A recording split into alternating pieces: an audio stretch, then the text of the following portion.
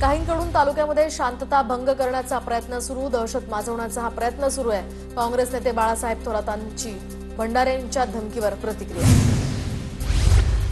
नवी मुंबईमध्ये संजय शिरसाट यांच्या विरोधात पवारांच्या राष्ट्रवादीचा सिडको भवनावर मोर्चा।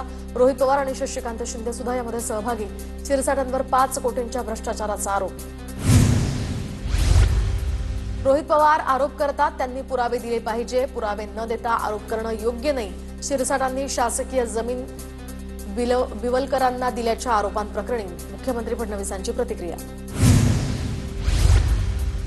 संजय शिरसाटांविरोधातील पुरावे देईल, मुख्यमंत्री देवेंद्र फडणवीसांनी भेटीसाठी वेळ द्यावी, रोहित पवारांचं ट्विट करत आवाहन।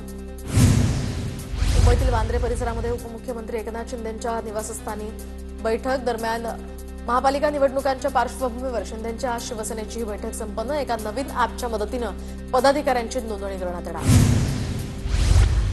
बेस्टमध्ये महायुतीचा झेंडा फडकला, तसाच मनपा निवडणुकीत फडकवायचा आहे। बैठकीत उपमुख्यमंत्री एकनाथ शिंदेंच्या पदाधिकाऱ्यांना सूचना। पुणे विद्यापीठ चौकातील दुमजली उड्डाणपुलाचं मुख्यमंत्री फडणवीसांच्या हस्ते लोकार्पण। उपमुख्यमंत्री अजित पवारांचीही इथे उपस्थिती। उड्डाणपुलाच्या उद्घाटनाप्रसंगी अजित पवारांच्या हातात गाडीचं स्टेअरिंग।